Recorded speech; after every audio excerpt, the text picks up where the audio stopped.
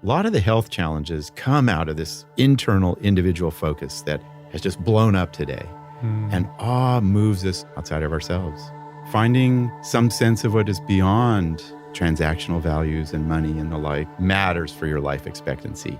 Hey guys, how you doing? Hope you're having a good week so far. My name is Dr. Rangan Chatterjee, and this is my podcast, Feel Better, Live More. This podcast is getting so many new listeners at the moment because of the global release of my brand new book, the #1 Sunday Times bestseller, Make Change That Lasts, 9 Simple Ways to Break Free from the Habits That Hold You Back. And so to give new listeners a real flavor of what my podcast is all about, on Sundays, I am re-releasing some classic evergreen conversations from the back catalogue. And today's re-release is a rather beautiful conversation with Dr. Dacher Keltner. Dacher is one of the world's foremost emotion scientists and a professor of psychology at the University of California. He's also the author of the quite wonderful book, Awe, The New Science of Everyday Wonder and How It Can Transform Your Life. Now, Dacher has spent decades researching the science of happiness and believes that across the world, we are collectively having a moment of reflection and looking for more meaning. In our conversation, Dacher explains what exactly awe is and the 8 different types which are easily available to us all. They include nature, music, moral beauty, birth and death, and one of my very favorites, collective effervescence, that feeling of coming together with others and sharing the same consciousness as you may have experienced in a sports stadium, music concert, or dance floor. He also explains the incredible benefits of awe, including reducing inflammation, activating the vagus nerve, lowering our stress levels, reducing our perception of pain, and how it reduces our ego and makes us more humble. We also spoke in depth about how birth and death are strong triggers for awe, sharing our own painful yet precious experiences of watching close relatives die. I truly believe that Dacher's work can help us all find greater meaning and greater health. He's done a fantastic job of finding the science to support his words, but I think we all know intuitively that what he's saying makes perfect sense.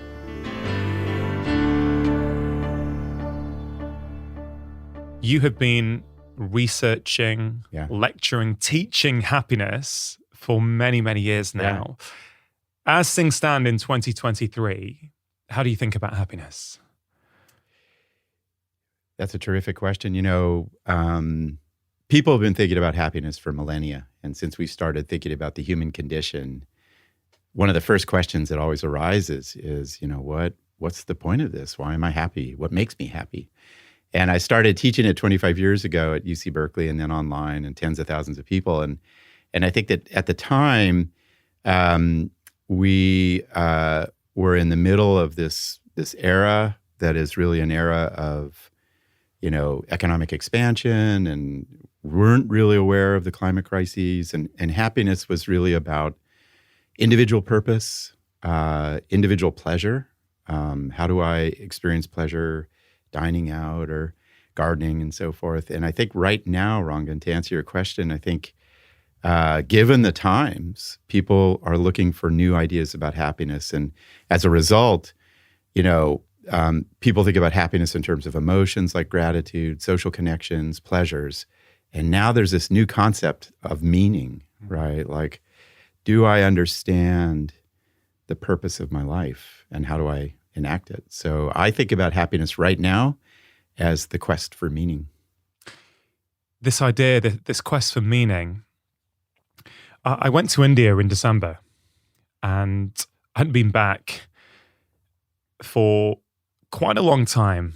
And as a kid, because my parents are Indian immigrants to the UK, we used to go every other summer for 6 weeks and play with our family and our cousins. And they were happy times, but I hadn't been for a number of years now. And I went in December. And a couple of things you just said there really speaks to me, Daka, which is you mentioned economics and how does that play a role in happiness? Yep. But you mentioned also meaning. And I'm drawn to the story of the doorman at my auntie's place, right? I remember, when the taxi from the airport pulled up and I smiled and said hi and he directed me and I would chat to him for the next few days whenever I was going for a walk. And he's someone who doesn't have that much economically. Certainly we compare it to the West, but he had a job. Yeah. He seemed to enjoy his job. He knew what his role was, where he fits in. And I got to know him over those few days. And then occasionally he'd be at the tea stall opposite the gate, which is, these are very, it's a rich part of the kind of experience in the city called Kolkata. It used to be called Calcutta. And, every now and again, he'd be there with these little clay teapots. He would just be chewing the fat with his buddies and smiling. And there was a real simplicity. Yeah. And I don't want to speak for him in terms of how happy he really was. Yeah. But he certainly struck me as someone who was happy. So we didn't have much materialistically. Yeah. Right? But I think he knew what his meaning was. Does anything in that speak to you? Oh, that's 20 years of, I believe, to be the most important discoveries in the science of happiness, which is, early on we started to ask questions like, how much does money really matter? And, 20 years ago, 30 years ago, you ask somebody in the UK or the United States and they're like, the point of life is to make money and to expand my wealth. And it turns out, as your doorman reveals, the money matters a little. It matters for really poor people, but not that much. It's not as big a contributor to happiness as you might imagine, as we think. What matters is social connections, being embedded in a culture or a community that you feel part of, like your doorman, and your example illustrates. And, one of my favorite findings in the happiness literature is that social connectedness gives you 10 years of life expectancy. It just is good for your body, right? And as a result of these discoveries of like, money doesn't matter as much, the more I commute, the less happy I get, right? I buy the nicer home and now I'm commuting 40 minutes each way, like a lot of people do, undermines my happiness. The pressure on high school students or teenagers to find materialism doesn't bring them happiness. It undermines their happiness. And so as a result, we're looking to other examples, like your doorman's example of like, what is it about his sense of his place in the world, his interactions on a daily basis that gives him happiness? And I think that's a future of the field. Do you think the commonest misconception then about happiness is money, economics, that we need more money to be happier? And I'm very conscious, Daka, as we discuss this, across the world, many people are feeling the pinch. I know. Right? There's a cost of living crisis. We're coming in the UK, we're still in winter, we're coming out of winter. There's certainly the early sense that spring's on its way, right? But people have struggled. Yeah, no, I know. So if anyone's pushing back and going, easy for you to say. No, I know. Right? Absolutely. But I'm struggling to pay my bills. Right. How do you approach that with them? Well, I always say, and this is in the empirical literature, that money matters a lot if you don't have it. And if you get an extra 100 pounds a month, it means paying the food bills feels different. It means giving your kids some new, football shoes is different. So money matters if you're poor. And in the United States, 1 in 6 people are below poverty, and money matters enormously. And when, policies in Biden's administration led to more money for the poor recently, their life expectancy was boosted, right? And immediately things were changed. So money matters for the poor, but for a lot of people, it doesn't matter as much as they think, right? Life expectancies come up a couple of times. Yeah. You mentioned the relationship between loneliness and life expectancy. You just mentioned now how economics can play a role in life expectancy. Yeah. And I know from some recent data that it does appear that in the US and maybe in some other countries, life expectancy is starting to go down. It's mind-blowing. Yeah. So what's the relationship between happiness the things that we could do to create more happiness, the things we're not doing, right? Which is why many of us, I feel, don't feel happy and content these days. What's the relationship between that and our lifespan, would you say? Yeah, Rangan, I have been privileged to teach this science of happiness, of gratitude and compassion and forgiveness and laughter and pleasures and meditation to really skeptical audiences, including one you're familiar with, medical doctors, 25 years ago, and they look at me and like, who's this long-haired guy from Berkeley? I don't believe this. And I always led with life expectancy findings, and there are two lessons there. One is practicing gratitude, getting outdoors for a walk, serving, giving to charity matters for your life expectancy. The big reviews suggest the more happiness you cultivate, it's about 200 studies, you get about 7 or 8 years of additional life expectancy, social connection 10 years. That is comparable to smoking, drinking vodka, and eating red meat, right? And a lot of people ask me, well, if I get happy when I smoke and drink vodka and eat red meat, does it wash out? But it's really important. And then the second thing that's really exciting for me as a scientist is we're starting to understand the neurophysiological pathways of that, right? So, if I feel awe, for example, it activates the vagus nerve, it calms inflammation, it helps my heart, it deactivates stress regions of the brain, the amygdala. So we're starting to get a picture, really clear picture of how finding happiness is good for your body. And I'm really excited about it. That's why Vivek Murthy, our Surgeon General, he's the first Surgeon General, most important medical doctor in the United States to say, this has to be our new set of initiatives. Yeah, I spoke to Vivek a couple of years ago when his book came out on this podcast, and it was a really quite profound conversation with him. You, of course, are in the UK. You're in my studio at the moment to promote your brand new book, or The Transformative Power of Everyday Wonder. Now, first of all, it's a sublime book. Thank you. It's really got me reflecting about life, the point of life, where I fit into the web of life. Wow, well put. And, I think connecting happiness and the things we've just been talking about to the topic of awe. I've got a line. I've got lots of scribbles in the book, which is a sign that I like a book, right? You. And I want to read this to you. You wrote, awe occurs in a realm separate from the mundane world of materialism, money, acquisition, and status signaling, a realm beyond the profane that many call the sacred. It kind of relates to what we've just been talking about, and happiness, or what does not make us happy. A lot of attention in the field of happiness was interested in this transactional world, right? How do I do better at work? Or how does money influence my well-being? How do I enjoy a good wine, et cetera? Although that can be sublime. But there is this space that scientists had been hesitant to study and even to use the words like sacred, sublime, spirit even, where this is a world where we feel connected to, as you nicely put it, Rangan, the web of life, the larger systems we're part of.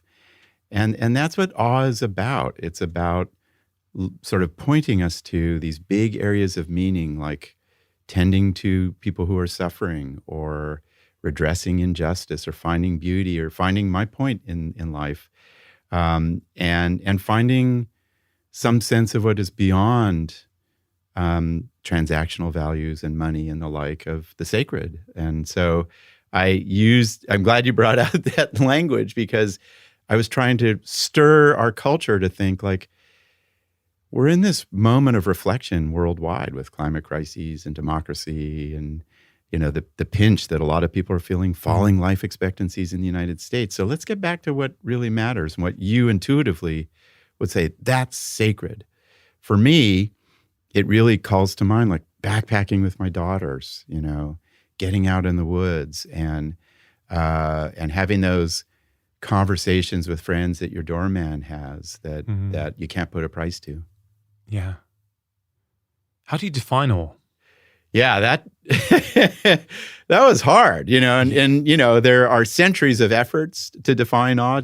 But I really was inspired by this great Irish philosopher, Edmund Burke, Yeah. who wrote a revolutionary book when he was 27. And he said awe is about powerful things that are obscure, that you can't make out, right? And I then relied on contemporary psychological science to say, just intuitively, awe is vast. It's like you encounter something that's beyond your frame of reference, and mysterious. I love the word mystery in the definition. Like, I can't figure out why a young student would give away all their money to help an unhoused person eat, which I just saw a few days ago in Berkeley, California. Yeah. So it's vast, encounters with vast mystery, and it's an emotion we feel in the moment, awe.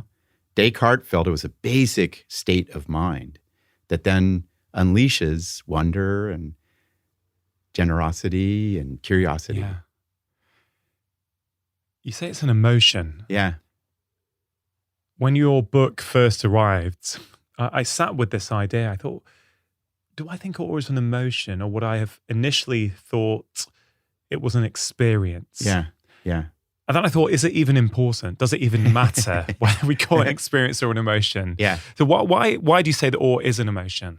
Yeah, I say it's an emotion because there's this great tradition that continues to this day of, the philosopher David Hume and Adam Smith and some of the East Asian traditions, the Hinduism and Tibetan Buddhism, who really feel, and contemporary studies of consciousness like Mark Solms, that the mind and how we experience the world, when you move through the day and you're like, what does the world mean to me? The meaning is found in our emotions or subjective feelings, like you said, Rangan. Like, I feel awe about this, or I feel anger or fear. Those are basic states of the mind in our relation to the world. And we have a rich scientific tradition, beginning with Darwin, to understand the emotions with lots of tools of science that are in the book. Yeah. Nervous system and expression and the like. I mean, we'll get to some of those scientific benefits or scientific discoveries that you found when trying to study this. But one idea that I've really enjoyed reading about, I've heard some of your other interviews, but also something I'm thinking deeply about and writing about at the moment is, like, are we as a society getting bogged down too much with what does the science say here, right? Yeah. And I love the fact that it's quite hard to define awe, that we can't give it a precise definition. I kind of love that because I think, would it not be boring if everything full of wonder in life we can clearly articulate this is what is going on? Yeah. Do you know what I mean? And fundamental. Yeah, and I think, I as I say, I love the fact that we can't define it. Yeah. And I have to tell you, Rangan, I mean, when I started writing this book, we had tons of data and great papers, building on this definition of awe as a vast mystery. And I, like you, I was like, it doesn't capture the essence of this experience, which I believe, like Einstein, is the fundamental experience. And so, frankly, what I had to do, which was unusual for me as a lab scientist, is go gather stories, and go to prisons and talk to ministers. I'm not a religious person. I'm like, oh my God, and talk to, activists and environmentalists and veterans, just like, and also gather stories from 26 countries, like, write about it. And I think with the stories in the book, we get a little closer, but we're still not, it's always a mystery. And I think we should embrace that. Yes. I think we should embrace that. One thing, like, I'm a medical doctor, right? And since 2008, I was practicing general practice. And one of the big differences between general practice and specialism, for me at least, was that we as GPs have to get really good at sitting with uncertainty, right? A lot of the time we have small amount of time. We don't have access to all the tests that maybe our hospital colleagues have. And so we have to manage uncertainty. And I thought, this is a fundamental difference, because in the hospital, you might be able to investigate, do this test, have a lot more certainty. Yeah. And I think of course, humans like certainty, but I think there's something about being able to sit with uncertainty. I mean, one of the eye-opening things to me when reading your book was you've really broadened out my definition or my perception of what awe is. Yeah. Honestly, like if someone had said to me before reading your book, when do you experience awe? I probably would have said in nature. Yeah. Yeah. Right? And I don't know what your experience has been going around the world talking about this, but you show that yes, nature is one way to experience awe, but there's 8 ways that you've defined. So I came to the conclusion that, oh wow, awe is around me every single day in possibly every single interaction if I can train myself to see it. Yeah. Yeah. Yeah. You know, thank you for bringing into focus, I think, the 2 biggest surprises that blew my mind. You know, I too, like, awe is nature, you know, we're Western European. Then I thought, I know the spiritual traditions, awe is spirituality and mysticism. And so we gather these stories from 26 countries, from Mexico to India to the UK to, you know, Poland, it's all over the world. And awe comes to us through 8 paths, which I call the 8 wonders. And I'll just quickly, the moral beauty of people, their kindness and courage. I teach medical doctors, and once they think about this, they think, wow, I just gave a patient a terminal diagnosis, and they held my hand and said, thank you for what you do. That's moral courage and beauty. Nature, collective movement, you know? And what I love about this is, like, sports fans, like Arsenal fans, or, you know, they're like, I love sports are almost spiritual, and that's because of awe. And then you get to the culture ones, which are music, visual design, and spirituality.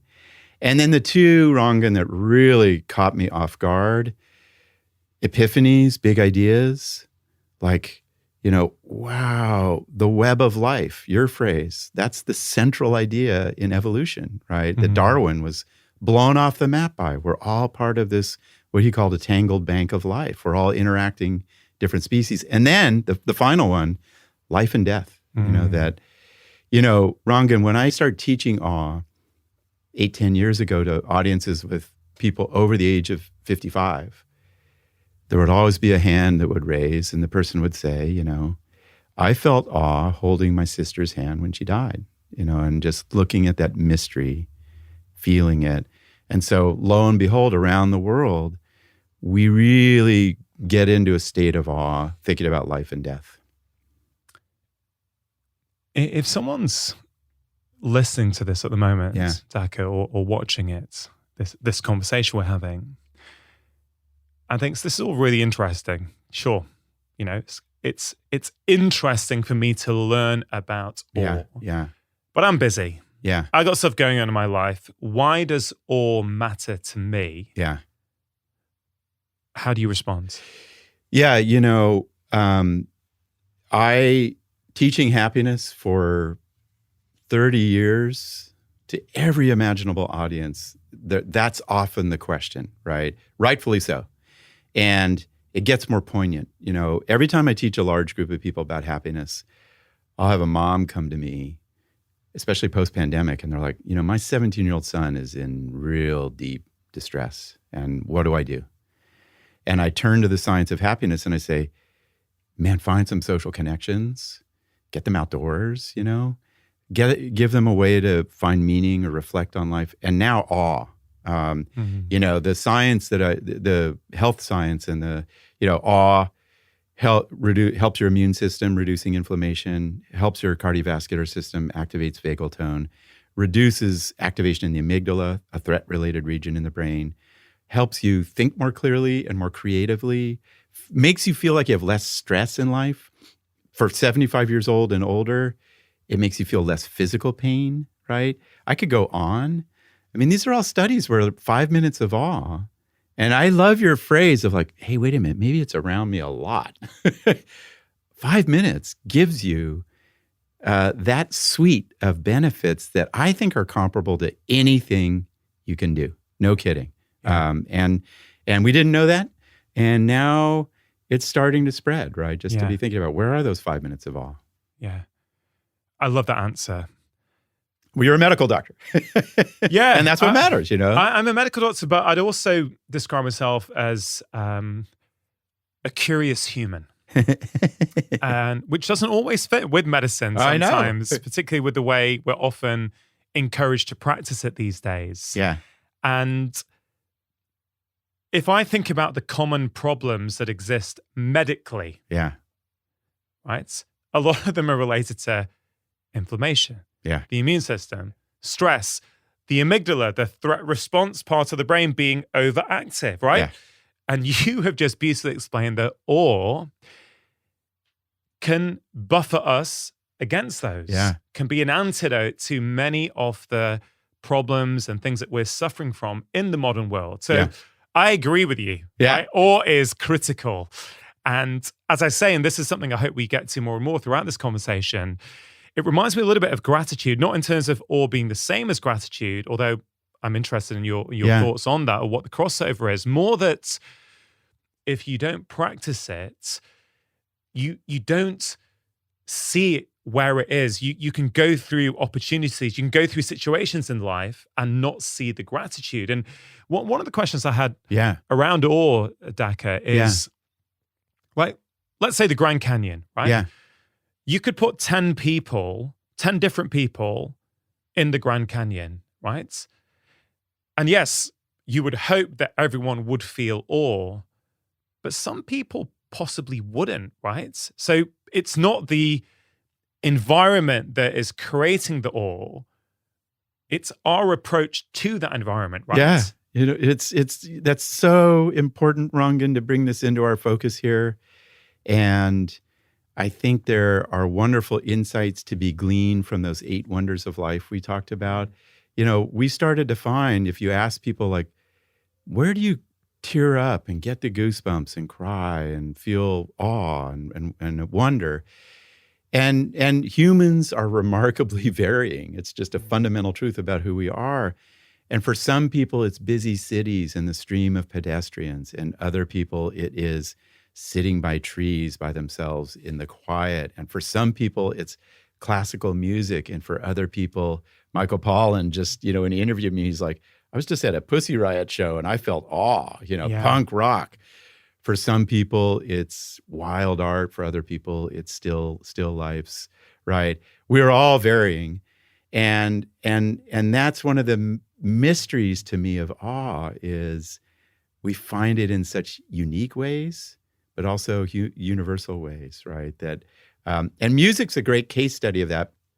And I think our audience should be asking this question of themselves, which is, think of a time when you last got goosebumps and teared up at a piece of music. And most people have had that kind of experience, right? Have you had one? I have, on many occasions in my life. Music's a huge part of me. It always has been. And there's this, well, I was listening to it this morning, actually. There's a song by the Augustana singer, Dan Lewis, called Call Me When You Get There. I think it's one of the most beautiful songs I've ever heard. Yeah. It's absolutely gorgeous. And this idea, call me when you get there, he goes through various verses. Once it's about, him as a dad and his daughter leaving when she gets to 18. Then it's like him speaking to his partner, maybe when they're 70, 80. It's every time I hear it, I almost feel it. I have cried before listening to it. It makes me think, I can't even imagine my daughter at 18 leaving home. Do you know what I mean? Yeah. So, I was actually listening to that song this morning. So do I experience it? Yeah, but what's really interesting, again, is that we may not perceive that as awe. Right. But now you're saying it, it's like, yes, that is awe. Because what you just portrayed, and this is a story of awe, is the vastness of music, how it projects you across time. Yeah. It leads you to think about what it's like to be 80, think about your daughter being an 18-year-old. So that's vast. It's mysterious how the mind derives meaning in this way from patterns of sound waves. And but the striking thing is that's awe for Rangan, right? Yeah. I haven't even heard that song, but I understand you. And in fact, when you told the story, I got kind of teary, thinking about it because stories of awe reveal, to your point, we all have our pathways to awe. And I think the 8 wonders are useful.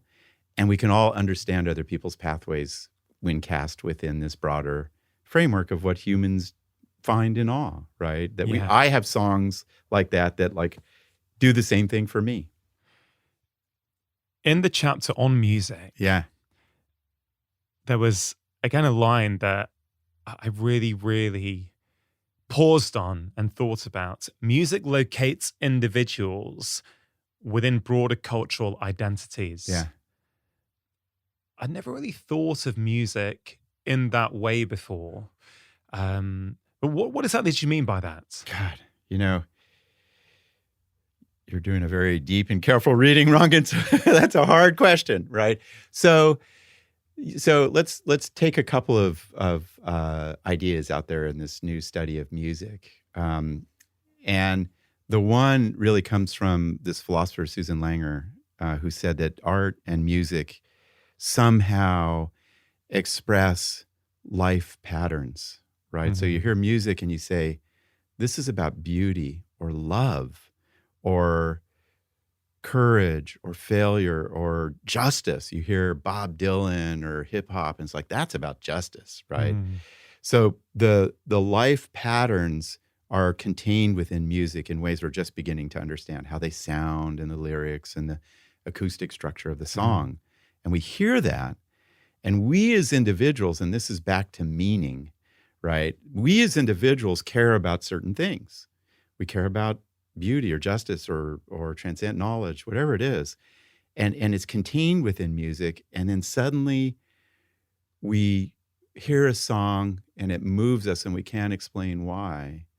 And we become part of a community, right? That's oriented around those meanings. Yeah. When I first went to college, and I grew up for part of my high school years, teenage years in the United States, in a really poor rural town near the mountains. And all it was like head-banging rock and roll. And I first heard Brian Eno's ambient music. And it was slow, quiet. I was like, I had profound awe because it taught me, like, there's this meditative, reflective world that this music contains that I could be part of. So it connects us to communities of meaning. I mean, in terms of take-homes for the audience, Yeah. these are not just theoretical ideas. These are ideas that we can practice and take part in immediately, because I cannot believe that there's anyone listening right now who has not connected with music at some point in their life. Yeah. But maybe they feel that their life is full of stress. Maybe they're low mood. Maybe they're rushing around the entire time. They don't feel they have any time for themselves. But what if that part of our conversation encourages someone to go, you know what? I've not heard that album in a while. I've not heard that song that I heard when I was 16 and it really made me feel like this. If they then go and download that song, or, if you're a bit old school like me, take the CD out or whatever and re-listen. Yeah. That can have all kinds of benefits, can't it? Just that connection again to that visceral emotion. And thank you for reminding us of how accessible and powerful music is and its revelation of awe.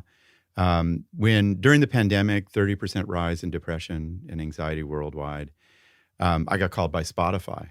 And they were like, oh, there's this awe scientist at Berkeley, and they said, it's interesting, like, we're studying people's listening patterns during this really hard, isolated time.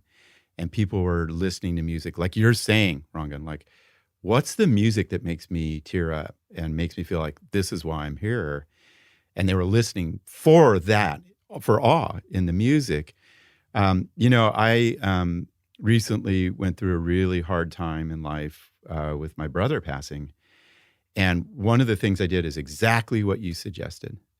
I was stressed and not sleeping and in grief, thinking about my brother I was close to. And I was like, I got 10 minutes a day. I'm going to find the music that just sustains me, and it was certain songs by the Beatles and Sufjan Stevens, who's got this kind of spirituality to his music, and Brian Eno's ambient, and whatever offshoots. And I would encourage our listeners, awe sounds sublime and ineffable or hard to find. It's very easy to find. Listen to music for awe. What gives you rushes of goosebumps, and that will bring you benefits. The goosebumps Yeah. don't have to be just positive and happy, do they? No. You can even listen to someone in pain, in misery. Yeah. You know, what do they say? Sadness can often breed the sweetest songs. Yeah. We can listen to that and connect to a pain, but it still has benefits, right? Totally. And this was, thank you for bringing this up, Rangan. Awe is a complicated emotion. It's a mysterious emotion. It's hard to define. And one of the, when I gathered these stories of awe in the book, so many of them were about struggle and suffering and pain, So Lewis Scott, a prisoner who's a friend, I used to still visit him, trying to figure out how do you bring beauty into a prison, Stacy Bear, a veteran, finding awe out of the trauma of combat.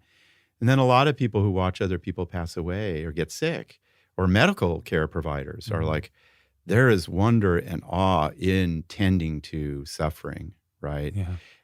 And that astounds me about awe, is it emerges out of grappling with hardship very often and inspires the mind to be like, how can I make things a little better, right? What can I do to build community here? The chapter you wrote on life and death really was very moving. I was reading it in bed last night, and I thought we could probably do the whole 2-hour conversation just on death. It was that powerful. Yeah. I definitely want to come to that shortly, just to sort of maybe tie up music. Yeah. Again, that's a powerful chapter just on music. But one of my favorite chapters was the one a little bit earlier on collective effervescence. Yeah. One of my favorite terms. I discovered it a couple of years ago. There's a New York Times article on collective effervescence. Really? Yeah. Cool. That's and I shared it on my newsletter, and I thought, wow, what a cool term. I'd never heard of that before. Yeah. And then when I open up your book and it's like, oh, you've written a chapter on this, right? So perhaps you could explain what that is. It's one of those categories of awe, right? What is it? How can people experience it? And why is it so beneficial?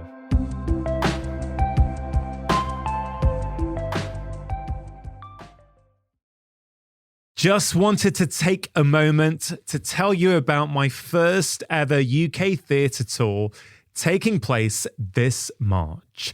So I've just finished 2 days rehearsing for the show with the entire tour team, the director, video tech, sound crew, tour manager, and I'm even more excited for these live shows than I was when I first announced the tour. Now, if you enjoy listening to my podcast, I think you are going to love coming to this tour. Don't think of it like a book tour. Think of it as an immersive, transformative, fun evening where you will walk away with a personalized blueprint of the things you need to work on in your own life. It's not just me on a stage talking to you.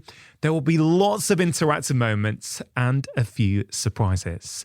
Now, I know that many of you listen to this podcast to learn things that will help you thrive, but I also know that at times it can feel hard. On this tour, you are going to be in a room with other people who are interested in the same things as you are, which will feel incredibly special and give you a massive boost. These events are going to be fun, inspirational, educational, and hopefully will be the springboard you need to take action as we move out of winter and get into spring. There are 14 shows all around the UK. The 2 warm-up dates in Wilmslow and the London Lyceum date has just sold out. So don't delay if you plan on picking up tickets. All details can be seen at drchatterjee.com/events. So get your friends together, make a night of it, and I hope to see you in person in just a few weeks.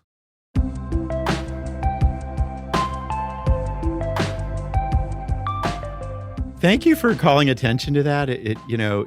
It was something that emerged in our studies. It's very hard to study scientifically, collective effervescence, but it emerged as just a surprising way to find awe. That is a term that the French sociologist Émile Durkheim coined. when he was trying to figure out, like William James did and others, like, what is the core subjective feeling of religion? And he called it collective effervescence. And it's when you start moving in unison, or you're synchronizing your movements. Think of a ritual in a church, clapping, cheering at a football game, dancing together, doing rituals before a basketball game, collective movement. Then you start to realize collective movement makes you have a shared consciousness. So you're all thinking about the same thing. Yeah. The religious figure leading the ritual, the football players on the pitch, the movements at a concert, the band singing and you're all cheering, a political speech, right? Yeah. And then emotion starts taking over where, and the feeling, I'm going to ask you in a second, Rangan, tell us about a collective effervescence experience, because it's profound, where people are like, I got this rush of chills. I was crying. I was almost ecstatic. I was feeling like I was one with everybody around me. And that's collective effervescence, which is movement, attention, shared attention, and then this electric feeling that moves over you that makes you feel like you're united. So tell me, do you have a collective effervescence? Yeah, and I do, but I'm also realizing in my life currently, yeah, that I don't really engage in collective effervescence in the way that I used to. Yeah. Right. And so that's one of the powerful things to me about your book, is it really made me reflect on, wow, I used to go to, I've probably been to thousands of gigs in my life. Seriously? Right? Yeah. I'm a musician. I have always sung, played multiple instruments. I was so into rock as a teenager. Yeah. I've been to so many concerts, and the first image that comes up is being at a big stadium rock concert, and the drums start playing and everyone's clapping, but it doesn't matter who the people around you are. It doesn't matter their political persuasion. It doesn't matter what they're tweeting about. Frankly, social media didn't exist back then, thankfully, and you all come together. Yeah. You're all there and having a shared experience. It's astonishing. Yeah. So concert, I used to, again, be very much into football or soccer. Yeah. I'm not anymore, actually. I've fallen out of love with it for a variety of reasons. Yeah. But I used to be obsessive, and I was at the Champions League final in 2005 where Liverpool came back from 3-0 down to win the Champions League on penalty shootout for the first time. And I remember the feeling in the stadium, the feeling in the plane on the way home. We all felt as though we were floating on air. Yeah. From being part of that communal experience. Yeah. So, those are two things that come to mind. Yeah, they're wonderful. But I would definitely say that there's a deficiency Yes. of collective effervescence in my life at the moment. Yeah, well, parenting and, as you head into the middle of life can do that to you. And collective effervescence is really for the young people finding their place in culture. But to your question, one of the amazing things about thinking about these as contexts of awe, which they are, is this allows us to find the deeper meaning in these wonderful venues. Like there are studies that suggest, like, your football team is almost on par with a church. It gives you that much meaning and sense of community and sense of history, right? Following music and going to musical venues. I love the work on sort of spontaneous forms of collective effervescence that, people observe, like pedestrians moving through streets and being at festivals or farmers markets, right? You start to sense, like, wow, I was just with my daughter, Natalie, at a farmer's market, what we call a farmer's market in the United States. It was on this really wonderful area, in London. And it felt, there was collective effervescence. We were all moving together, getting the street Indian food, sharing it in a park, right? That was awesome. And so this framework of awe starts to allow us to see the richness of these common venues of awe that we can enjoy. Have you heard of Parkrun? No. Parkrun, while you're in the UK, I'd encourage you to look it up and check it out, maybe even participate in one. It's a phenomenal movement that is transforming lives. Nice. I don't know how many, there's probably hundreds and thousands now in the UK and around the world. It's basically every Saturday morning. Yeah. local to you in a park, there is a 5 kilometer, it's not a race, it's a 5K event. And people come together in communities and they complete 5K, right? Some people are running it, they're trying to run really fast. Other people are walking it at the back, and they have a philosophy, no one comes last. There's always a tail walker. And people can come and volunteer. And I've had patients in the past who just the volunteering helped them massively reduce their depression, sometimes completely get rid of it, actually. So I think I never really thought about parkrun through the lens of collective effervescence, but it is, right? Yeah. I mean, the Greek Olympics began with like park runs where people ran together. It's about moving in unison together. So why is it awe? So why does going to a park run for many people give them a sense of awe? Terrific question. And that's, we've mulled over that for 15 years, right? And it won't give everybody awe, but for the person who realizes this is striking, think about this movement of parkrun and how many people are involved in it and how we move together. And suddenly you have the sense of how mysterious it is that this brings me this kind of joy, how vast it is in the people involved, right? And that's very typical of collective effervescence. A couple of examples that have come to me in doing this work. One is singing together. There are all these singing groups out there. Yeah. And when I give talks on awe, someone always comes up with tears in their eyes like, you've got to study choirs because it's all collective effervescence, right?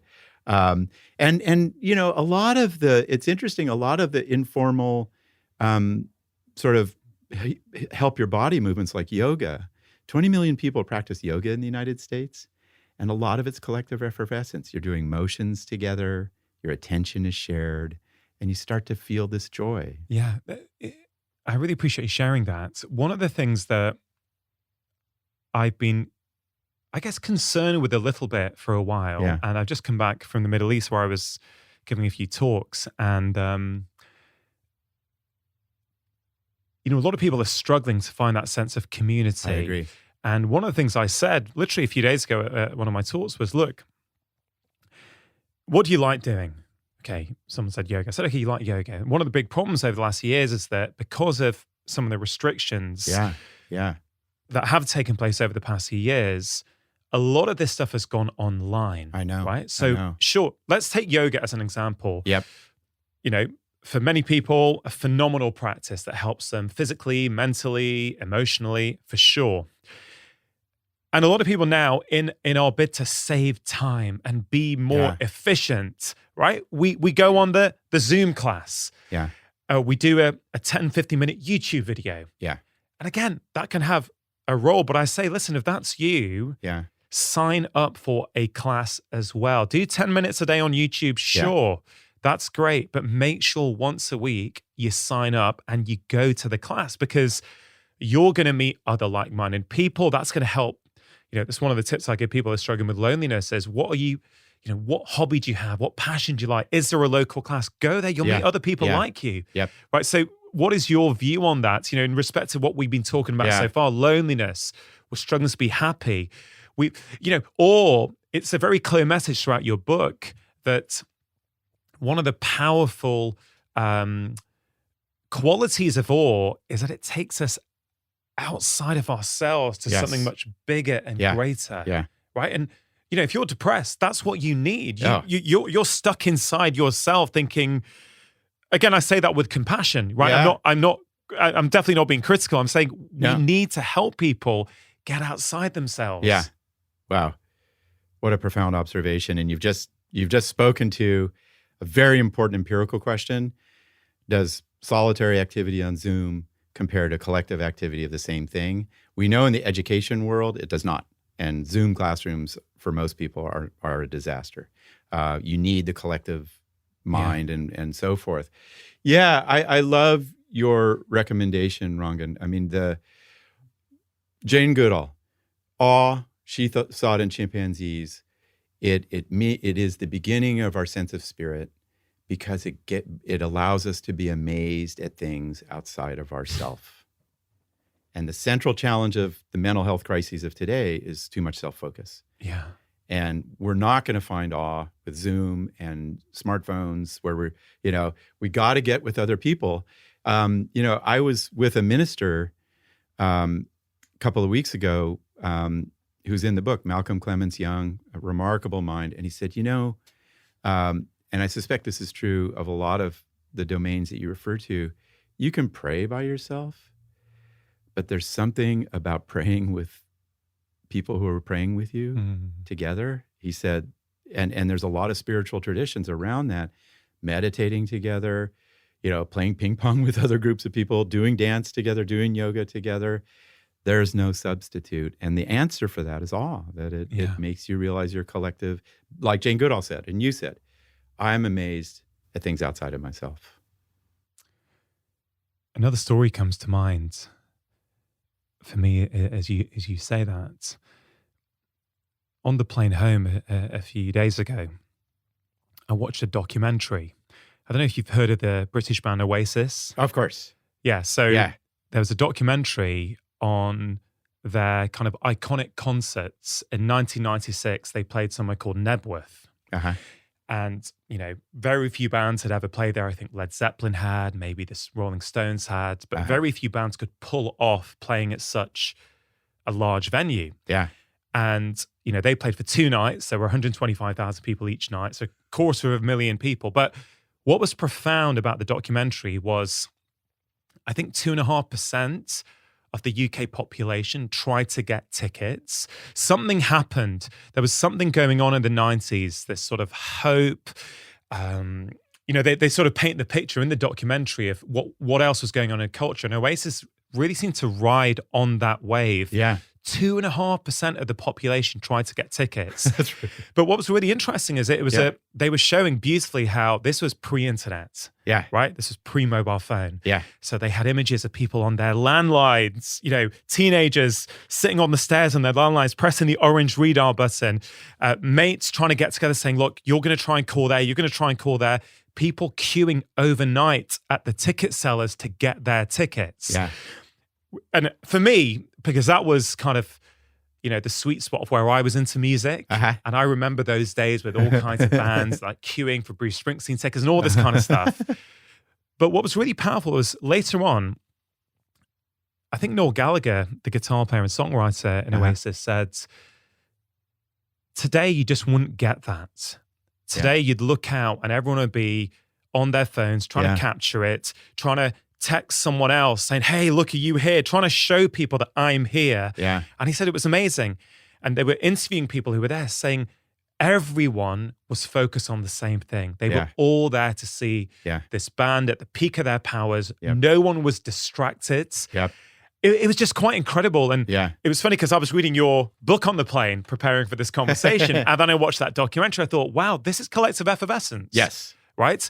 This was collective effervescence at a time in the 1990s. And therefore, in relation to what we just said about yoga classes on Zoom, education being done on Zoom, and now the way we experience life with our phones, how problematic is it potentially that we are no longer fully present for moments of awe because we're kind of distracted away from them? Yeah.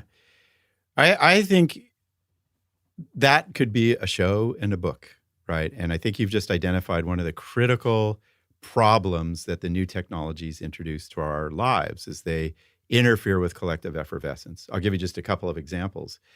Parents go to watch their children sing and perform in dance, and they pop out their cell phones and are filming it. So now your awareness is not collectively on the children, it's distributed across these phones. I was recently at a dance party, really interesting society, and they had a dance party where everybody danced to their own music. And we were in different rhythms, banging into each other. It was ridiculous. And you could go on. And so this sense of shared collective mind, so vital to the human prospect, I think is imperiled by these kinds of technological, quote, innovations. But what I will take note of, Rangan, is a lot of our 20-year-olds and 25-year-olds and 30-year-olds feel that viscerally, right?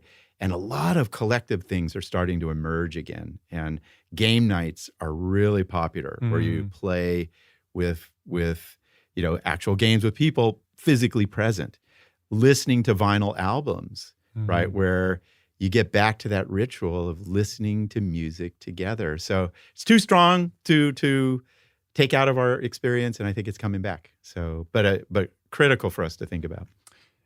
Given that awe then is subjective and we're all going to experience it in different ways and in different environments, let's just stay on technology for a minute then. Yeah.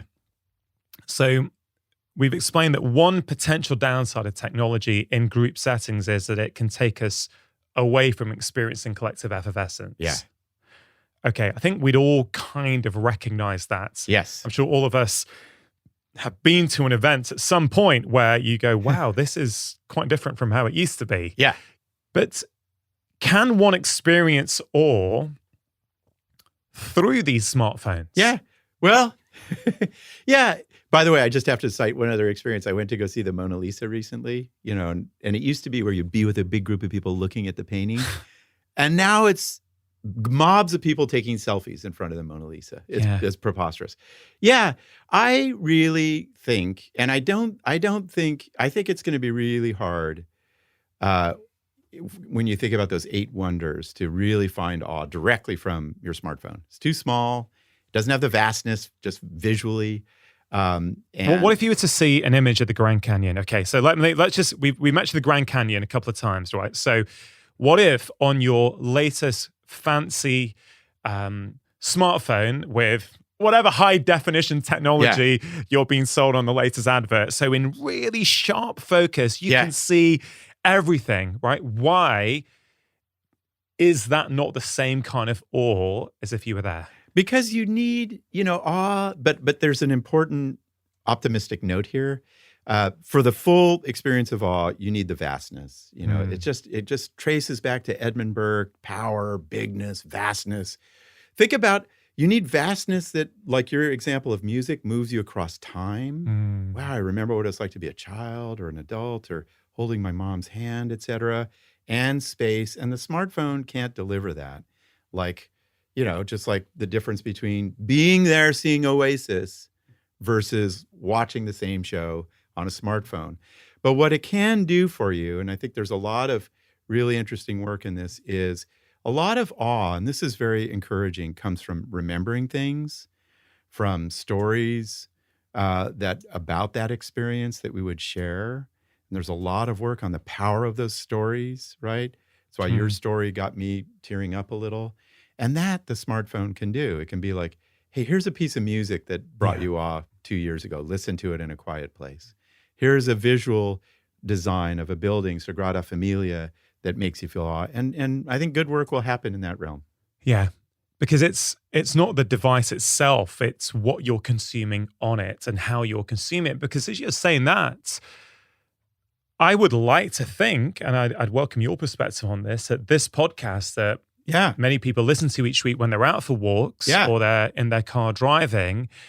And I hope that consistently we have thought-provoking conversations that help people think about their life, their health, their happiness, their place in the world. Yeah. If someone is consuming that through a smartphone whilst they're walking, I think we can make a case that could be inspiring awe. Totally. And, and in point of fact, like when you talk to people who love podcasts, like my younger daughter, Serafina, she's like, oh, I listen to it when I'm walking or when I'm out in the woods, right? So you're giving the context of awe.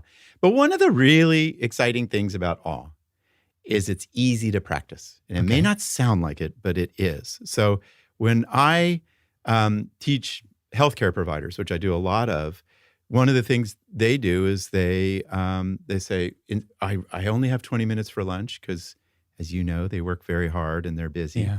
But I'll go sit in the garden, or I'll go on a walk with my colleagues when I have this next conversation.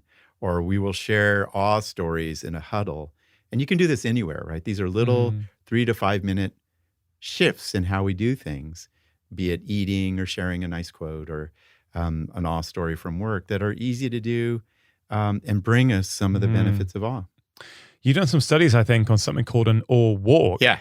So tell us about that. And there are thousands of people leading awe walks around the world right now, which makes me really grateful.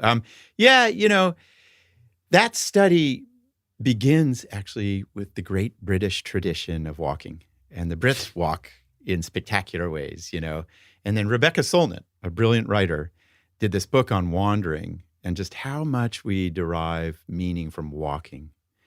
And she really talked about it in terms of awe. Like when you walk, your body is moving through space, but you feel like you're part of the environment, a path, et cetera, and a tradition. And so in our study, we had people who are 75 years old or older, which is an age in the United States where people start to feel more anxious and depressed because people are dying around them.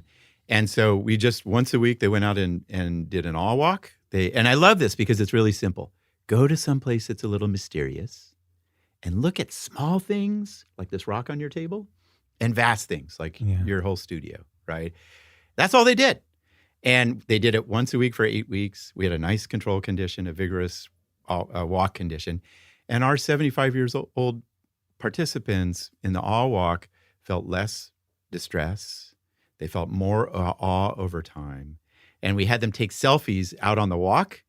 And their selfies, the self gets smaller and starts to fade off to the side. And they're taking in more of the environment. So they're just aware of they're amazed at things outside of themselves. Yeah. And so, you put that together with a lot of the data on just walking outside to find awe is so good for you. And it's easy to do anywhere. Yeah. There's other studies you write about on all kinds of things. I think there was one study in the book about how even a very brief experience of awe can make us less narcissistic. Yeah. I encourage our audience to do this. In this study, young people, a little bit too self-focused, this generation of 20-year-olds. They're feeling the pain of that narcissism. We just had them go out in this experiment and stand up and look at these beautiful trees for 1 to 2 minutes. 1 to 2 minutes. 1 to 2 minutes. Got it. Look at the leaves, look at the bark, look at how it fades into the sky. And we compared it to a control condition, and they were less narcissistic, less entitled. They needed less money, and they were more altruistic. They helped a stranger nearby. 1 to 2 minutes, and what I do, just thinking practically, is like, take 1 minute to look at a sunset. There's a whole cloud society in the UK. I don't know if you've heard. I didn't know about that. Oh yeah, it's a big phenomenon, and it's a wonderful book on cloud spotting. Go look at a cloud for 45 seconds and study its movements, and suddenly you're like, wow, I didn't know they were so dynamic. A little bit of awe, and it's easy to get. Well, a couple of things there. In my second book, which is called The Stress Solution, I wrote about nature and fractals. And I remember there's a subheading in that chapter where I think I called it "Staring at a Tree," and I basically encouraged. And they didn't laugh at you? I don't think they did. I think I justified it in the book, but I wrote that a few years ago. But as you're saying that, it reminds me that one of my recommendations was, don't worry if you can't get out in the wild, you can't get out into sort of, what you consider nature, just get outside and stare at a tree for a few minutes. And it sounds as though what you're speaking to is saying, yes, you do that and you're going to get all kinds of benefits. Totally. And and then awe starts to surface when you're like the trees I look at in California, redwoods, 5 times as old as I'll ever live. They have these amazing root systems. They're a family. They're plant in circles. So this is interesting for me, right? So you can look at the tree. Yeah. You're just looking at it. Maybe you're not thinking about how old it is. That has some benefits. But what about what you just said, which is if you look at that tree and go, wow, this oak tree has been here for 300 years. Yeah. Wow. My parents probably saw this. My grandparents, my great-grandparents lived through this. It again speaks to this kind of through line, which is it takes us outside of ourselves. It connects us to something much greater than our individualistic, potentially ego-driven existence. Yeah. So, is it just looking at the tree that's enough, or thinking about that tree, or do we not know yet?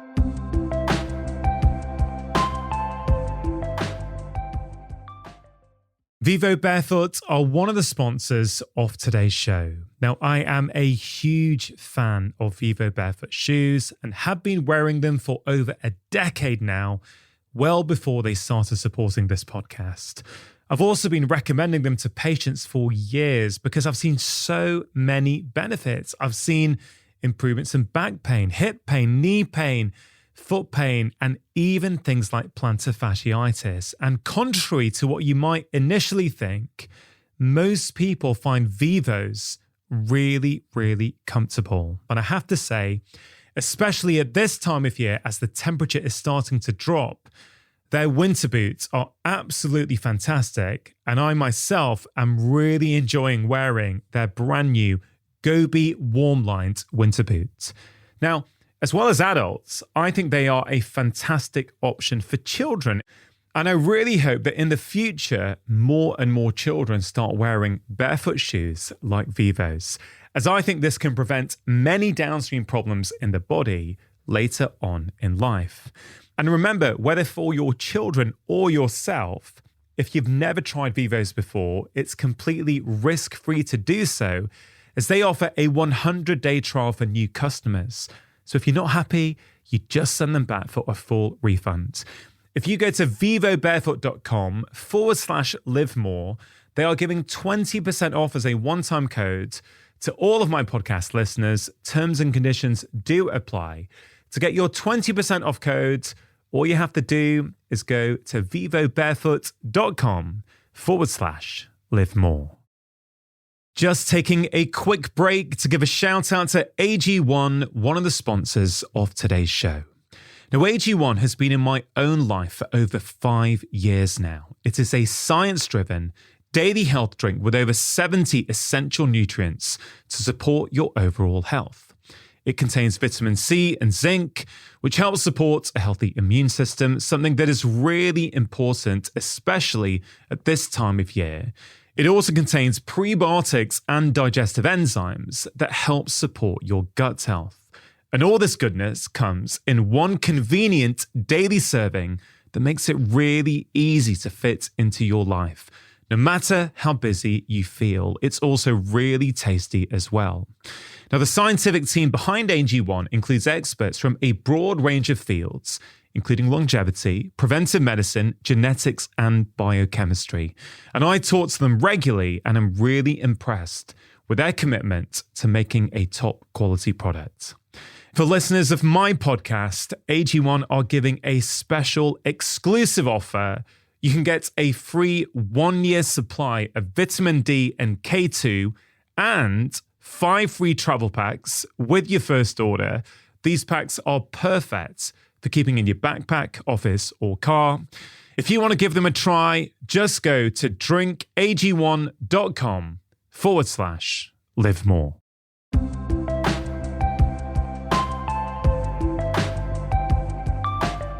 We know a little, and what a spectacular analysis, Ron. Like if you just think about time and then have some guidance, like you nicely guided us. And by the way, in a lot of contemplative traditions, I was just up in the Himalayas, they do engage in these multi-generational reflections of what would your grandparent have thought about this tree, or the great-grandparent. That becomes a source of awe. Like, I am part of a family tradition, a cultural tradition. What war did this tree, was it born in, right? And what will the world be like when it dies?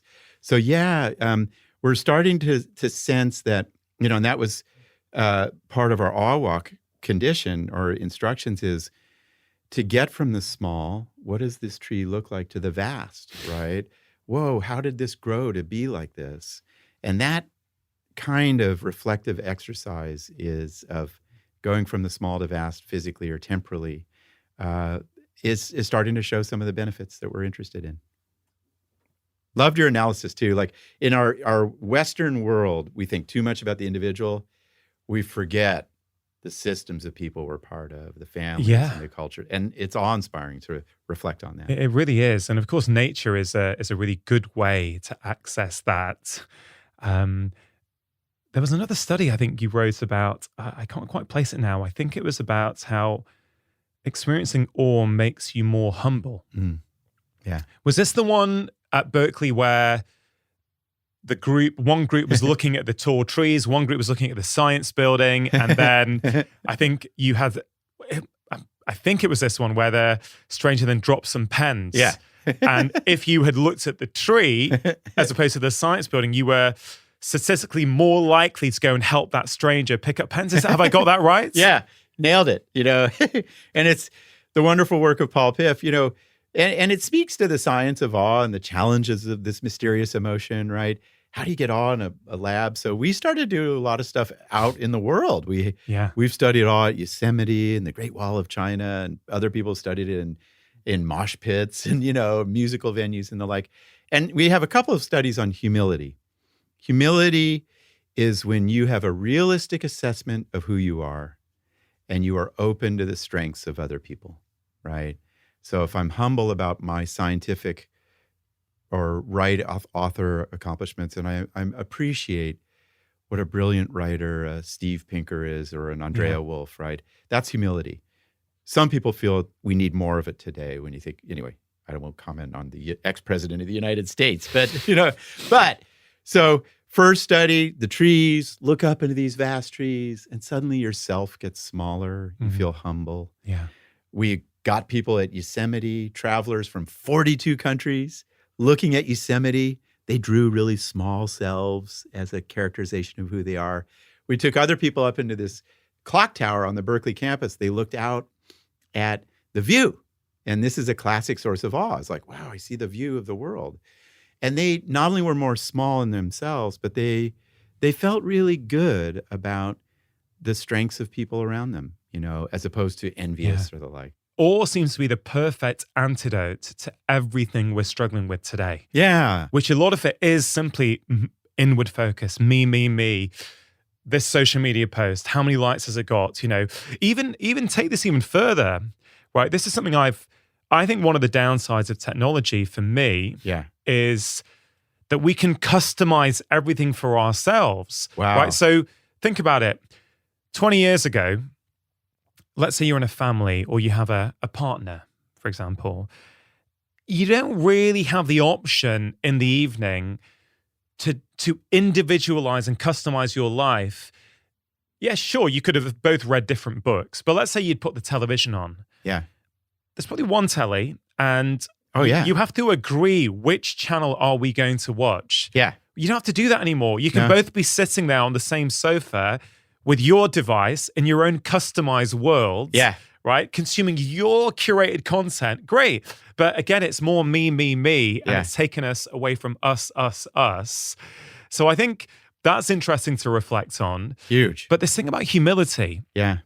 I'd wonder about your perspective on this, Daki. Yeah. I'm very fortunate to speak to some incredible people like yourself each week on this show. Yeah. And two people I've had on in the past who, are widely regarded as the best in their field, right? Were the athletes, Eliud Kipchoge, the Kenyan marathon runner, and the mountain runner, Kilian Jornet. Yeah. Okay. Now, I've spoken to both of them, and they're still considered, one's the greatest road marathon runner possibly of all time. One's the greatest mountain runner of all time. Yeah. Now, speaking to awe. Yeah. And the content in your book. Yeah. Because I've been pondering this for a good few weeks to months. Yeah. I pondered, why are those two guests, I would consider two of the humblest guests, the two of the most modest people I've ever spoken to on the show. It doesn't mean my other guests weren't, but for me, I've been really trying to crack this. What is it about those two when you wouldn't be surprised if they had ego? Yeah. Given how good they are and how celebrated they are around the world. Yeah. Whereas if you think of a top footballer or a top basketball player, again, it's not everyone, but you would probably think about a bit of ego that comes along with that. Yeah. And so I'm thinking, well, is it because, these are long distances, so they bash the ego out of them? At some point they have to confront themselves and go beyond. Or is it the fact that these guys are out there in nature? They see that they're distance runners. Kilian in the mountains. Eliud runs in the Rift Valley in Kenya with his running crew. Like, I literally, this keeps me up sometimes. I think, why are those two so lacking in ego? Yeah. Yeah. And I think some of the concepts in your book kind of might help me explain that. Yeah, that's a spectacular observation, Rangan.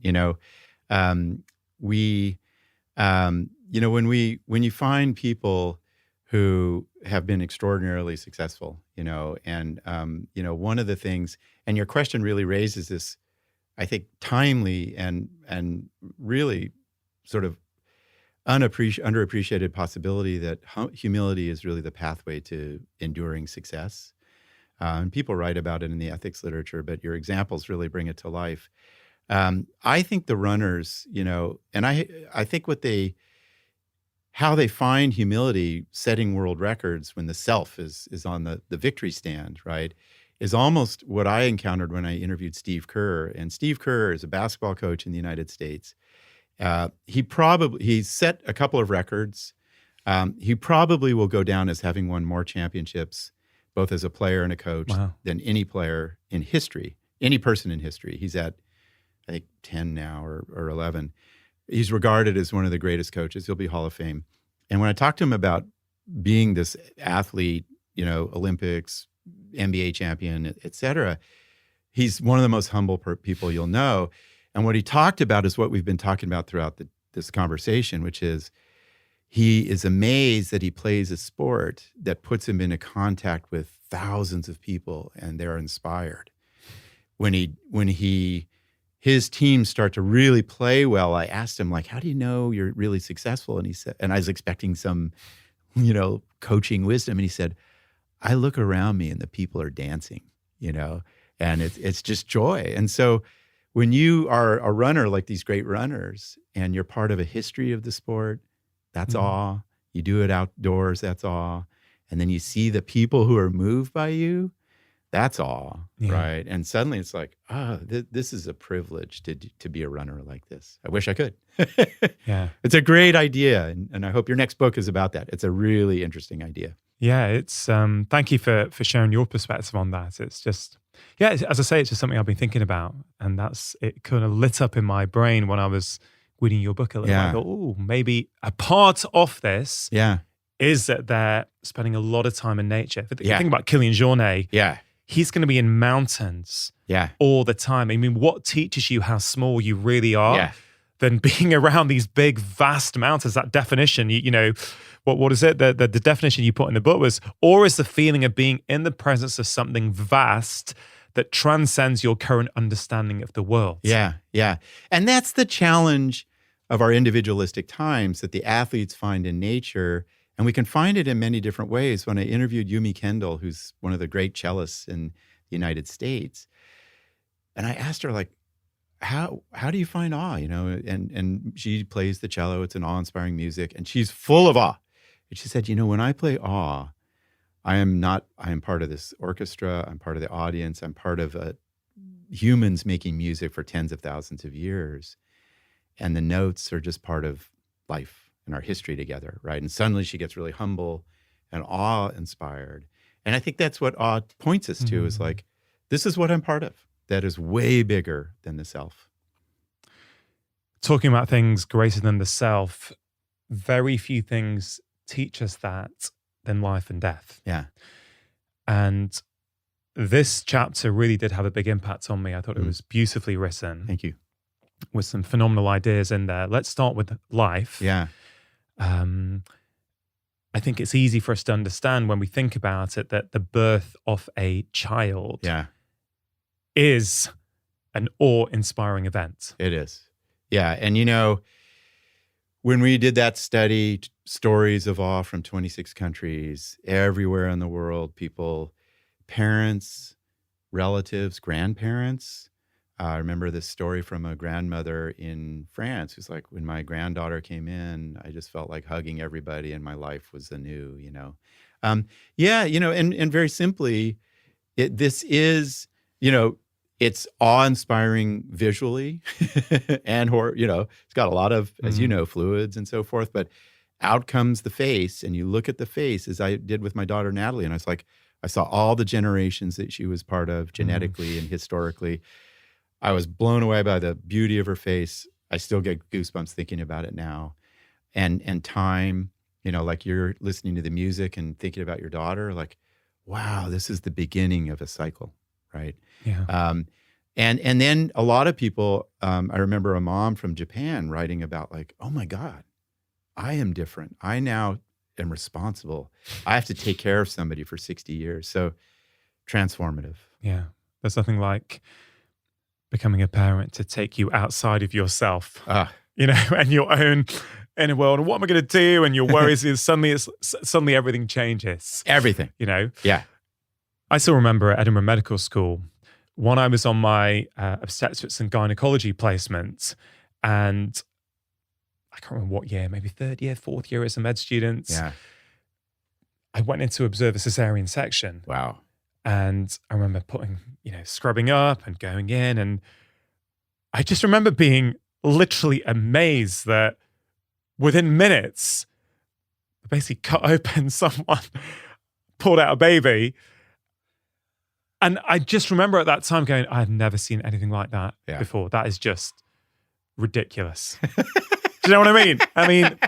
Well, you go from no baby to baby out of a body. You're like, it's it was one of those. It was one of those things. But interestingly enough, one of the things I found fascinating as you were writing about life was you were talking about this lady who started off the natural childbirth movement because there was a concern that births are becoming over medicalized. I thought that was fascinating. Yeah, Nancy Bardacke. It's a radical cultural shift, right? We started women would be in general anesthesia and they wouldn't recognize their child and just presumably for safety reasons.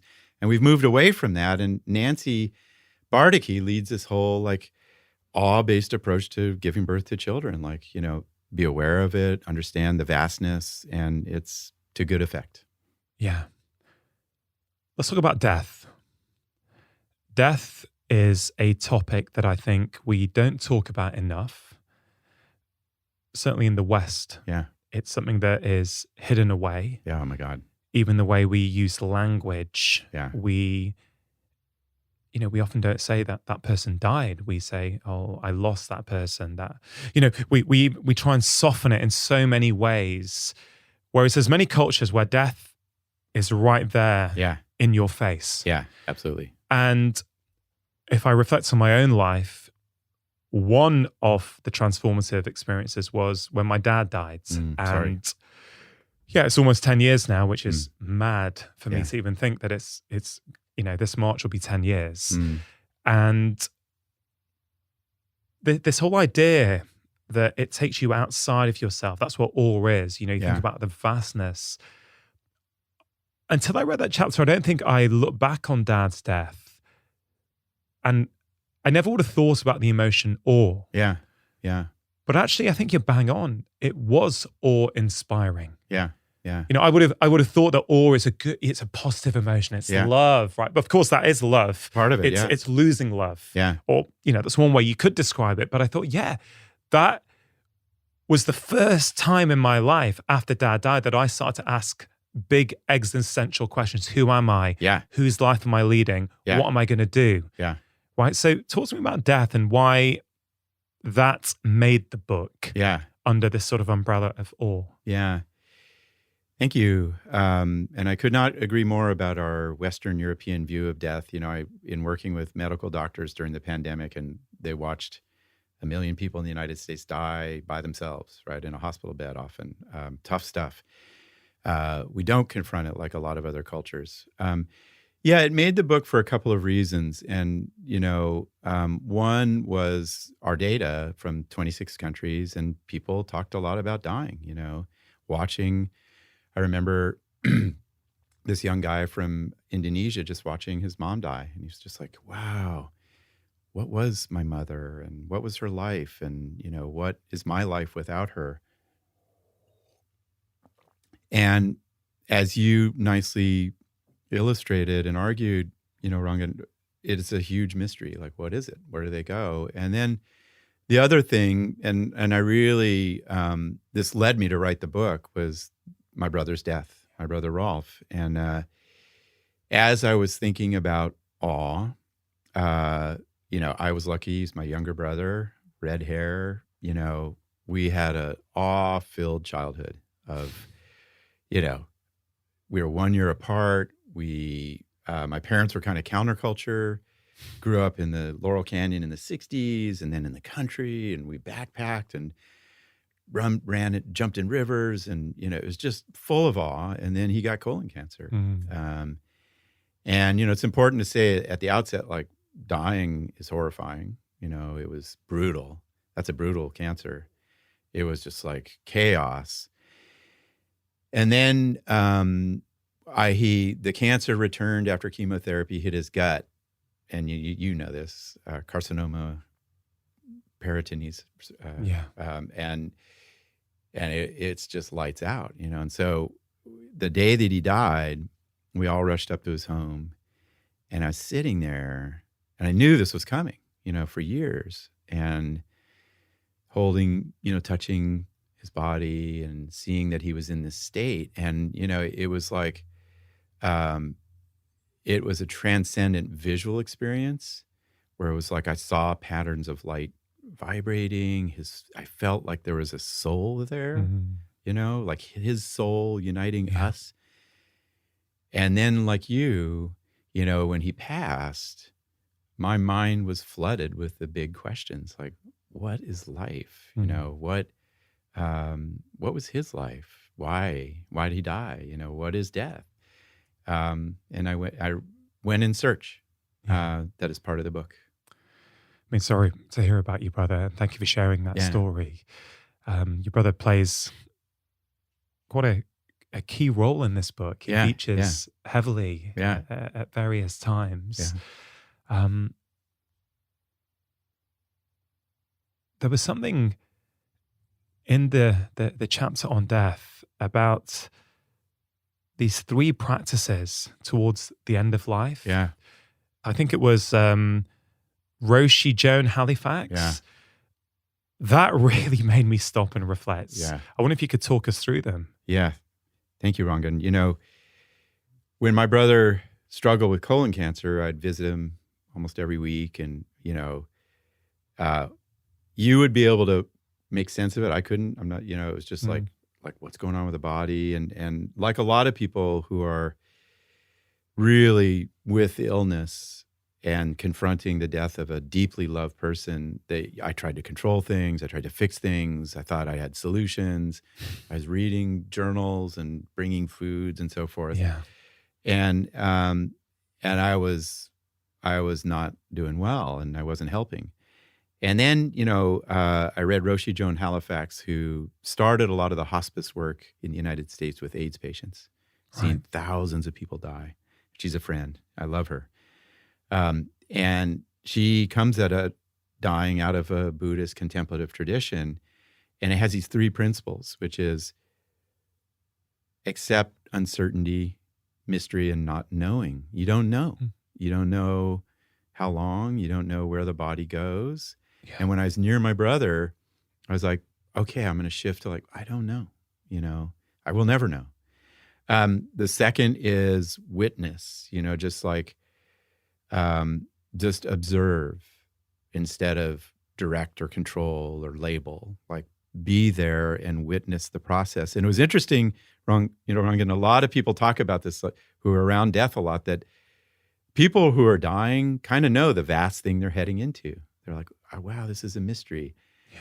And my brother started to lead me there. I remember one moment where he's like, I was like, how you doing? He's like, well, I'm thinking about the big D. And I was like, what is that? Death. I was like, what? It's like, yeah, I'm so curious about what is it, And I was like, oh, I got to witness that.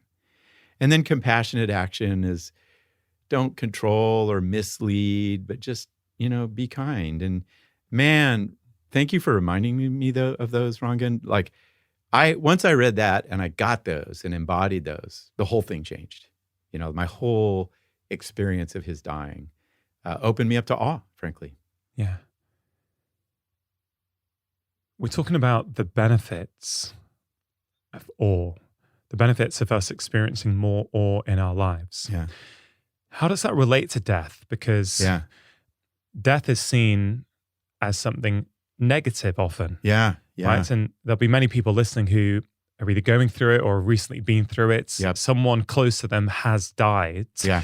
How do you put that together with this idea that awe has incredible benefits for us? Yeah.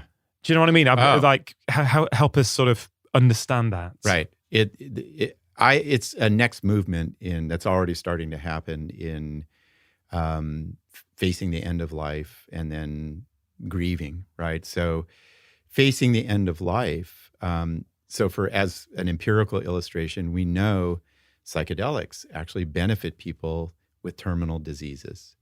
And the thinking now that we've written about and others, and I write about in this book, is psychedelics help us feel awe.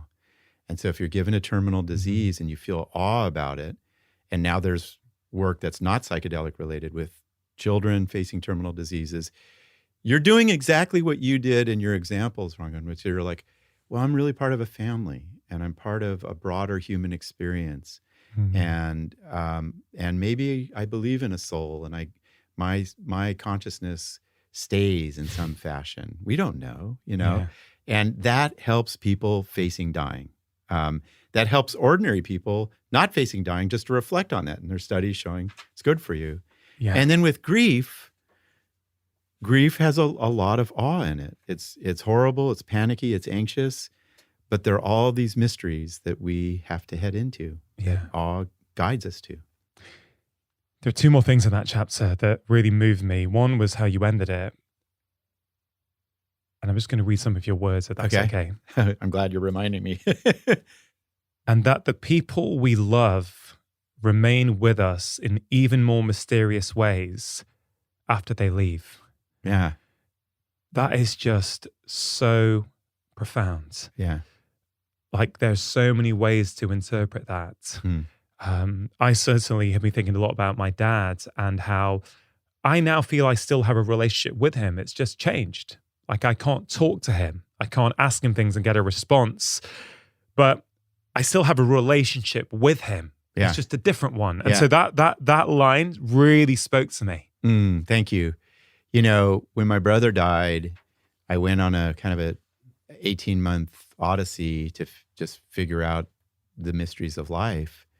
And it's interesting, Rangan, and I haven't really thought about this, and I write about it. He kept coming to me when I was out in nature, because he and I did a lot of outdoors time, growing up in the country and then backpacking. And I'd feel his voice in the sky, I'd hear his voice in the wind, or I'd feel his eyesight in the sky. I'd see him in trees, literally. Yeah. And he is with me in consciousness in ways that science will never understand. And I feel to be true. And that I learned by following the awe of dying and grief. Yeah. Death can really teach us so much about what it means to be alive. The other section in that chapter I wanted to talk to you about was this Japanese principle of, is it wabi-sabi? Yeah. I hadn't come across that. Yeah. But this idea that the evolution of all forms, from the natural to the man-made, follow a cycle of creation, birth, growth, decay, and death. Yeah. Again, we read things and they land with us at different parts of our life. So I've had an incredibly challenging 6 weeks, 2 months. Just after Christmas, me and my brother thought Mum was dying. And I went through a sort of grief type process thinking, that's it, I'm never going to be able to talk to Mum again. And she has survived. And she's come home. But she's not the person she was before. Yeah. And there's a lot of care in place. She hasn't got the vibrancy that she had before. But that section on wabi-sabi has been incredibly comforting because and I think it speaks to awe. Yeah. It speaks to this idea that there is a natural cycle. And instead of trying to fight this and control it, creation, birth, growth, decay, death. I thought Mum's probably in that fourth stage. She's probably in decay now. Yeah. And instead of resisting it. Yeah. Maybe it's a case of embracing it and going, yeah, Mum's had a good life. This is Mm. now her journey on the evolution of life. Yeah. Sorry about your mom. Yeah, that was a central insight in grappling with my brother's death. I'm a scientist. I believe in evolution. I love molecules and nervous systems. And I watched him go, and I watched that process of, I thought about his creation and then his growth, which I shared almost everything with growth. Then I watched his body decay brutally and go. And my mind at that moment was, that's it. And then the experience of awe opened me up to like rebirth of Rolf is here in other ways. He's creating new things in this show. He's spreading these ideas, right? It gives me goosebumps thinking about it today. And that notion really confounded me of the cycle. And I was like, I don't quite understand this. So I started reading Wabi Sabi, the idea in Japanese design of everything goes through this cycle. Charles Darwin and evolution, everything goes through that cycle. I talked to Reverend Jen Bailey, and I was like, what's the secret to spirituality and awe? And she said, it's always composting. It goes through a cycle of, birth, growth, decay, and starting over. And I was like, oh my God, this is one of the things that awe teaches us is that cycle. It's incredible. One might think that talking about these topics is dark and somber, but I don't think it is. I think it actually really helps us connect with life, connect with something bigger. Yeah. Remind us of our insignificance, really, in this kind of ego-focused world where there appears to be more and more people exhibiting narcissistic traits. Yeah. This is the power of awe, wherever you experience it, isn't it? That actually it takes you out of yourself. You realize that, you know what? It's all happened before. It's all done. Let's just play our part in the kind of, I guess, the normal evolution of life. Yeah.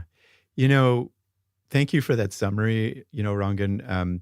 One of the things you can take from this book is there are these 8 wonders that hint to us that they're big things to be part of: music and life and death and moral beauty, collective effervescence we've talked about.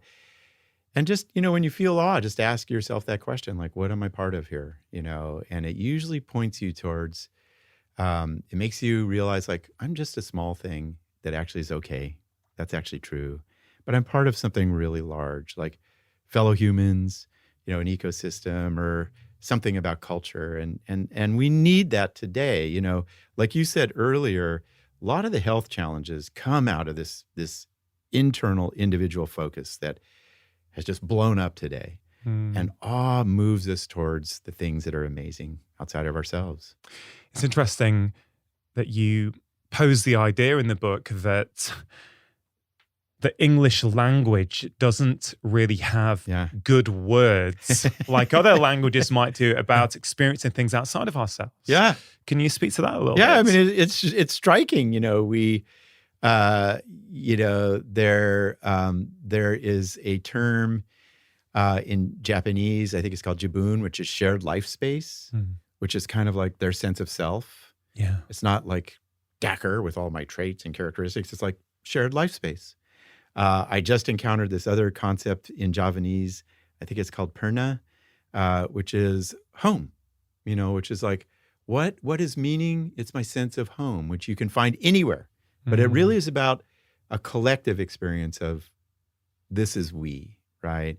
And the English language, you try to find words to describe that, and it just doesn't hit, right? We think of the self and the ego, and it has these connotations of like bounded self. So hopefully this book opens people's minds to a little bit of the collective imagination. It's that classic tussle between East and West, isn't it, in terms of philosophies? And I bet you feel it. It's incredible to think how much the language we have access to influences our experience of the world, because that's how many of us, we see it, don't we? We, if we don't have the words to, if your culture has these collective words within it and you're using them, of course you're going to see these things more easily. Yeah. It's not going to be quite as a struggle. Like even this concept of awe, this is what we were getting to at the start, that, you may go to some cultures and go, yeah, we kind of know this. We're connected to our ancestors. We're connected to the land. We're connected to our communities. I really feel that there's this thing now in the West where we have to prove everything. Prove to me what you already know is intuitively true. Yeah. Right. And look, you've done a great job at supporting these ideas with science, to be clear. You've done a brilliant job at putting it all together.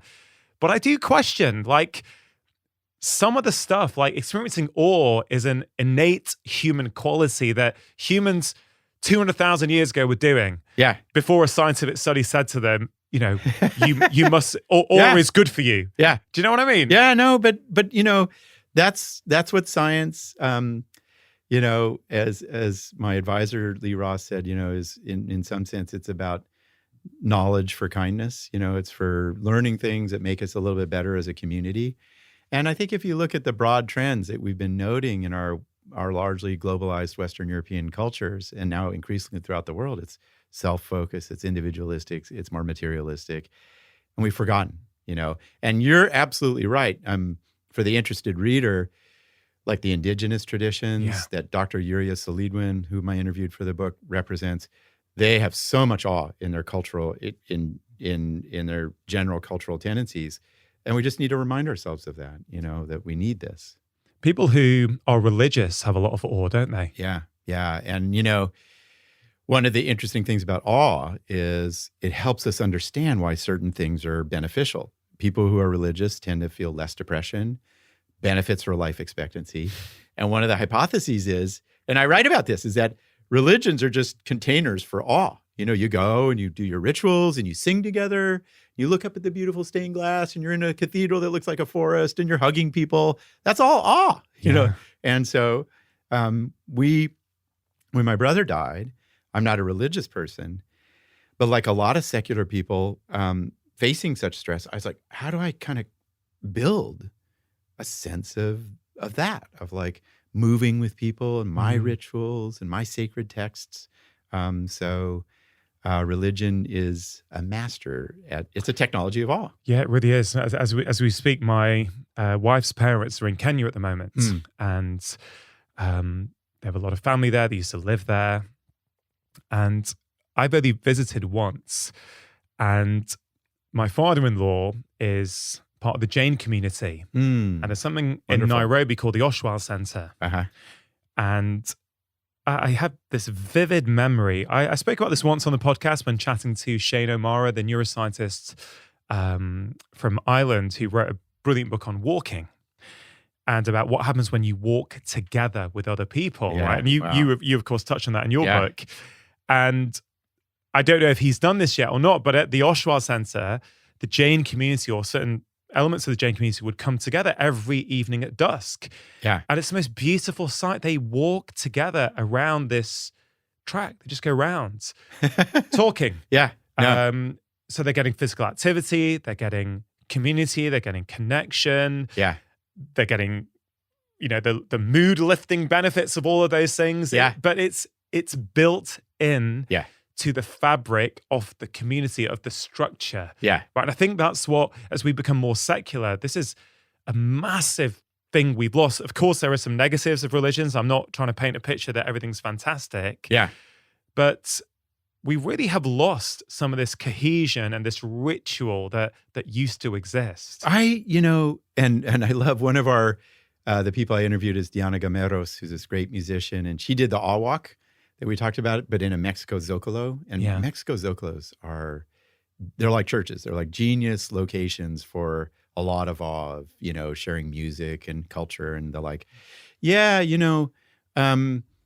we have one of the things that's been really surprising and exhilarating about writing this book, and then in the conversations, is I think it gives us a new way to talk about religion and spirit and sacred. We started with a quote about the sacred and even the divine. That let's put aside dogma and definitions and so forth, and just ask humans, as William James did, like, what brings you a sense of the sacred? What do you really? What would you give your life for? Right?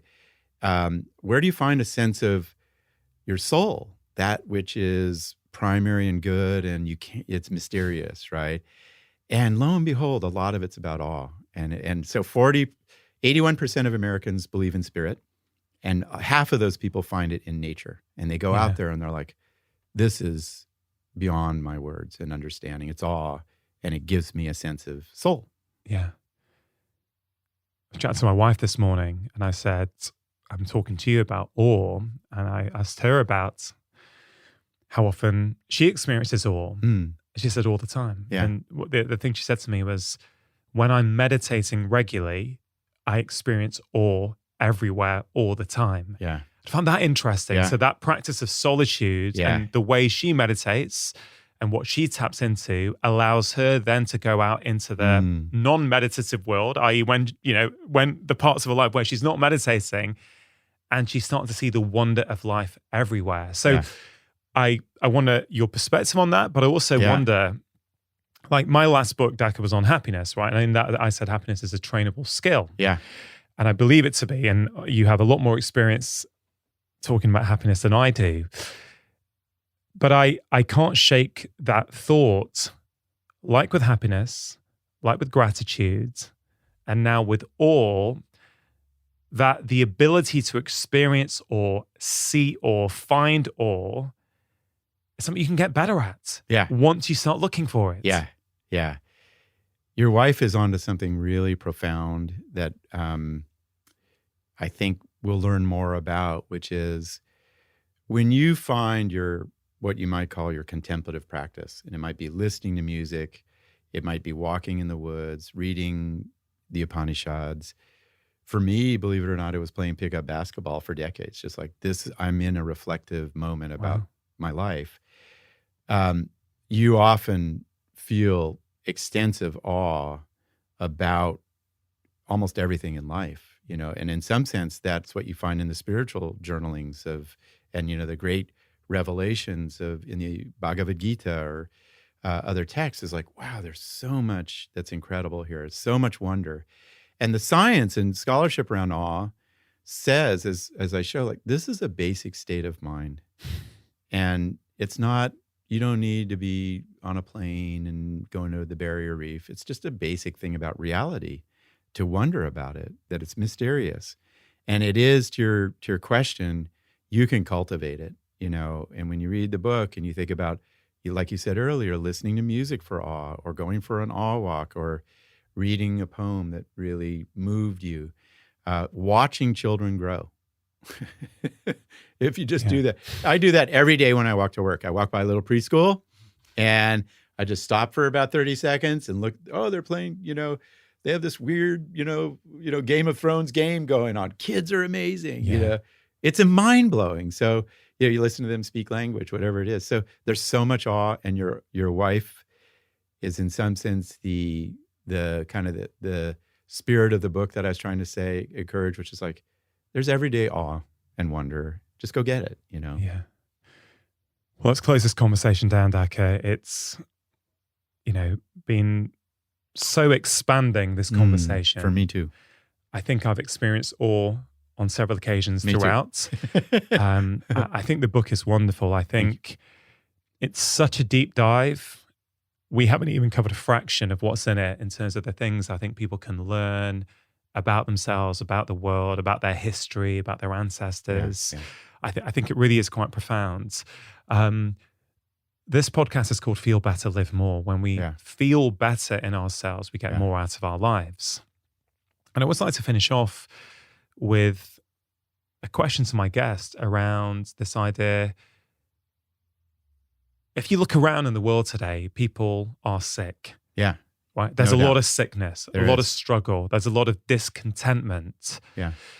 So for that person who's listening right now who feels like that, through the lens of this new book, Yeah. through the lens of awe, have you got any final words of advice or some practical wisdom for them? Yeah, thank you. That's one of the reasons I wrote this book. I felt it in grief, like I'm sick. I saw it in the broad patterns of data, and then I hear from those parents that are like, "Man, my son is really struggling, like a lot of teens are." And I say, find awe, and those 8 wonders are really useful. So, just a few of them. One of them is moral beauty. Can you just sort of top line, what is moral beauty? Moral beauty is when we're astonished by the kindness and courage of other people. And, one exercise I have people do is just think about a mentor whose courage or kindness changed your life and how it's with you today. Wow. And when they do that, they're like, oh my God, my math teacher, Mr. McAuliffe, like he told me I was good in math, and I didn't know. And now I'm X or Y. And we forget that in our individualistic mindset. Get outside and do an awe walk. Find some form of collective movement, or singing. Listen to music for awe, right? Find, this is where our internet and the smartphones are great. Like, man, look at awe videos. There are tons of awe videos. One of my favorite, Babies in Tunnels, is a whole series of babies coming out of tunnels, like, so much awe out there. And then, I'll avoid spirituality. That's up to people to form their own spirituality. But, think about the ideas that matter to you. And when my brother died, I was like, God, I know I have this cocktail of ideas that I'm part of. And I started reading Walt Whitman and Virginia Woolf and so forth. And then, I am grateful, Rangan, that you've brought into focus death. Like, there are now exercises of imagine the full life of somebody you really care about, from their birth to their death. The Bhutanese do this as a regular practice. School kids do this. We never do it. Oh, don't think about dying. But, you think about like, wow, I think about my mom, 85, inspiration for me. Like, that's what she was like as a little girl. And I follow the trajectory of her life and then appreciate it will end. Yeah. And suddenly you come out of that, as studies show, like, we all have this part of our life, right? And has awe in it. Daka, I appreciate the work you've done. I appreciate the book you've written.